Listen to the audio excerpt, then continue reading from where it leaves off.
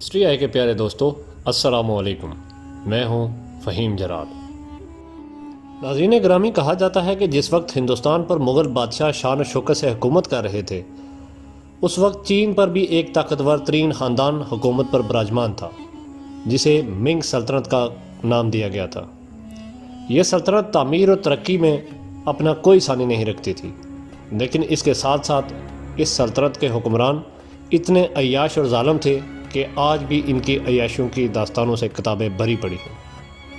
آج کی زیر نظر ویڈیو میں ہم اسی منگ نامی خاندان کی عیاشیوں کا پردہ چاک کریں گے اور آپ کو بتائیں گے کہ تب عورت کو ایک ٹیشو پیپر کی طرح کس طرح استعمال کیا جاتا تھا۔ ناظرین گرامی، ویسے تو منگ بادشاہوں کی درندگی کی کوئی حد مقرر نہیں تھی، لیکن جو سب سے زیادہ ان کی درندگی کا نشانہ بنتی تھی وہ منگ سلطنت کی حرم کی لڑکیاں تھیں، جنہیں وہ جیسا دل کرتا اس طرح استعمال کر کے پھینک دیتے۔ ان درندہ صفت بادشاہوں کی عیاشی کا اندازہ آپ اس بات سے لگا سکتے ہیں کہ اس دور میں ہر بادشاہ نے اپنے ساتھ 900 کنیزیں رکھی ہوئی تھی۔ ان کنیزوں کو زبردستی بادشاہ کے کہنے پر اغوا کر کے لایا جاتا تھا اور ان کو سب سے پہلے ایک سنہری پنجرے میں قید کر دیا جاتا تھا، جہاں پہ وہ اپنی باری کا انتظار کرتی تھی اور اس کے بعد بادشاہ کی درندگی کا نشانہ بنتی تھی۔ یہ سب اس وقت اس لیے کیا جاتا تھا کہ اس وقت عورت کو معاشرے میں صرف ایک بوجھ ہی سمجھا جاتا تھا، اور اس کی وجہ یہ بتایا جاتا تھا کہ اس کے گناہوں کی وجہ سے اس کو دوسری زندگی میں مرد کی بجائے عورت بنا کے پیدا کیا گیا ہے، جس کو وہ خود بھی ذمہ دار سمجھتی تھی۔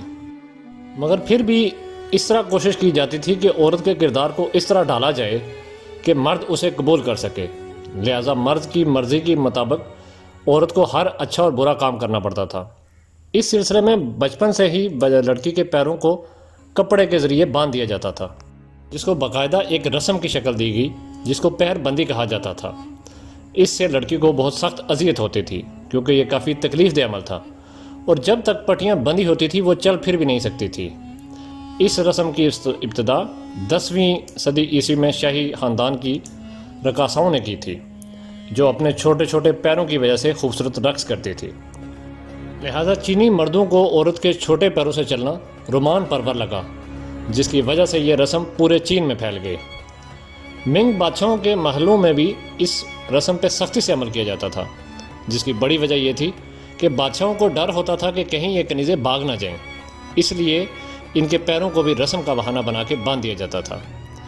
کہا جاتا ہے کہ امراء کی لڑکیاں پیروں پہ پٹیاں بندھنے کے دوران باہر جانے کے لیے پالکی کا استعمال کرتی تھی، لیکن غریب کسان کی لڑکیاں بمشکل لکڑیوں کا سہارا لے کے چلا کرتی تھیں۔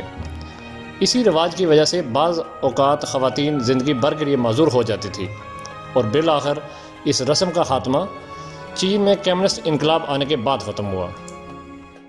ناظرین گرامی، اس دور میں ایک دوسری رسم یہ بھی تھی کہ جب لڑکی بلوغت کی عمر میں قدم رکھتی تھی تو اس کے بالوں کا جوڑا بنا کر اس میں طب لگا دیا جاتا تھا۔ یہ اس بات کی علامت تھی کہ لڑکی اب بلوغت کی عمر میں پہنچ گئی ہے اور یہ شادی کے قابل ہو گئی ہے، جبکہ کچھ خاندان ایسے بھی تھے جو لڑکی کی پیدائش پر ہی اسے مار دیتے تھے، کیونکہ اس کے نزدیک اس کا پیدا ہونا گھر کے لیے بدشگن پیدا ہوتا ہے، اور اس لیے بھی کہ پیدرسی نظام میں یہ چیز سمجھی جاتی تھی کہ لڑکی خاندان کی معاشی ترقی کے لیے ضروری ہے۔ لڑکی کی پیدائش کے وقت ماہر علم نجوم سے اس کا ایک ذائچہ بنایا جاتا تھا۔ اس کے بعد ان کی کوشش ہوتی تھی کہ پیشہ ور رشتہ کرانے والوں کے ذریعے اس لڑکی کے ذائچے کے مطابق اس کے شوہر کو تلاش کیا جائے۔ شادی کے سلسلے میں لڑکی کی عمر کی کوئی حد نہیں ہوتی تھی، یہاں تک کہ یہ شادی بچپن میں بھی ہو جاتی تھی۔ شادی پر لڑکی کو سرخ کرسی پہ بٹھا کر شوہر کے گھر بھیجا جاتا تھا، اور اس بات کا خیال بھی رکھا جاتا تھا کہ لڑکی یا دلہن کا پاؤں زمین پہ نہ پڑے۔ عورت کا شوہر سے طلاق لینا معیوب سمجھا جاتا تھا، لیکن اس وقت عورت طلاق لینے کے حق رکھتی تھی جب شوہر کا عورت کے گھر والوں کے ساتھ معیوب سلوک ہو۔ لیکن دوسری طرف مرد کے پاس عورت کو طلاق دینے کے بے شمار بہانے موجود تھے، مثلا بیٹا نہ پیدا ہونے کی صورت میں طلاق دے سکتا تھا، یا عورت کا زیادہ باتیں کرنے کی صورت میں بھی طلاق دے سکتا تھا، یا عورت کو اگر کوئی چھوت کی بیماری ہو جائے تو بھی مرد کے پاس طلاق کی وجہ آ جاتی تھی۔ حسد کرنے یا شوہر کے والدین کی عزت نہ کرنے پر بھی اسے طلاق دی جا سکتی تھی۔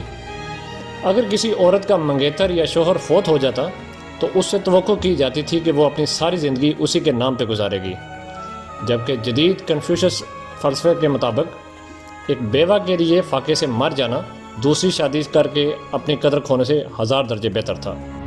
ناظرین گرامی، اسی سلطنت کے ایک بادشاہ کنگ زوڈی نے ایک ایسا محل تیار کروایا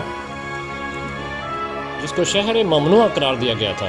اس کا بنایا ہوا یہ محل منگ سلطنت پر تقریباً 600 سال تک حکمران خاندان کی ملکیت رہا، لیکن سلطنت کے خاتمے کے بعد یہ چینی حکومت کے کنٹرول میں آ گیا۔ یہ شہر بیجنگ کے بالکل درمیان میں قائم کیا گیا تھا، جس میں تقریباً 980 عمارات شامل تھی اور 1000 سے زائد پرتعیش کمرے موجود تھے۔ زوڈی کا شمار چند چین کے طاقتور ترین بادشاہوں میں کیا جاتا ہے، جس کا خاندان 600 سال تک چین پر حکمرانی کرتا رہا، لیکن زوڈی کو اس کی رعایا حکمران سے زیادہ خدا مانگتی تھی، جو ان کے مطابق وہ اپنی رعایا کی زندگی اور موت کا فیصلہ بھی کرتا تھا۔ یہاں تک کہ زوڈی کو چین کے لوگ جنت کا بیٹا بھی کہا کرتے تھے۔ زوڈی نے دنیا کا یہ سب سے بڑا محل چنگیز خان کے پوتے قبلائی خان کے بیجنگ میں قدیم محل مسمار کر کے بنایا تھا۔ نوجنگ میں منگولوں کے پے در پہ حملے کی وجہ سے کنگ زوڈی نے نوجنگ کو چھوڑ کے بیجنگ میں منتقل ہونے کا فیصلہ کیا۔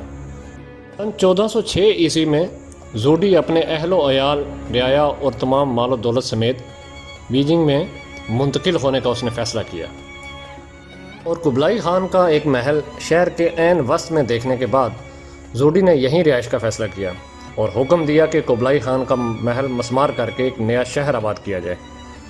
اس مقصد کے لیے 1407 عیسوی میں پرانے محل کو ریزہ ریزہ کر دیا گیا اور اسی کی باقیات پر نئے محل کی تعمیر شروع کر دی گئی۔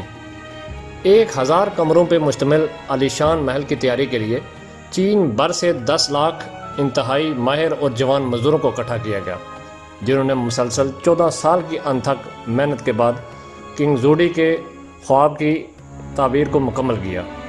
1421 میں ناظرین گرامی اس محل کی تعمیر مکمل ہوئی اور بادشاہ کے کہنے پہ ہی اس کے گرد ایک بڑی اونچی اور مضبوط دیواریں تعمیر کی گئی۔